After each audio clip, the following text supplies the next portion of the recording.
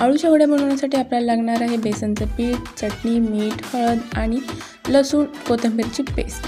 आता हे आपण मिक्स करून घेणार आहोत आणि आता आपण आळूचं पान तयार करून घेऊ। आळूच्या पानाला खाज येऊ नये म्हणून मी चिंचेचं पाणी लावलेलं आहे आणि आता जे मिश्रण केलं आहे ते लावून घेऊ। त्याच्यावर पूर्ण लावून झालं रोल करायचे आहेत आणि ते रोल एका झाकणात ठेवायचे, तुम्ही बघू शकता। त्यानंतर ते उकडण्यासाठी ठेवायचे आहेत। आता उकडून झालेले आहेत, शिजलेल्या आहेत आळूच्या वड्या माझ्या। आता त्याचे काप करून घ्यायचे आणि ह्याला आपण जिरं, मोहरी, लसूणची फोडणी देणार आहोत।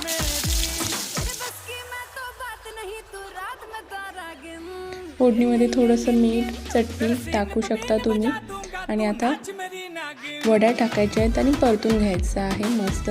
आणि परतून झाले की झणझणीत खाण्यासाठी आळूच्या वड्या तयार आहेत।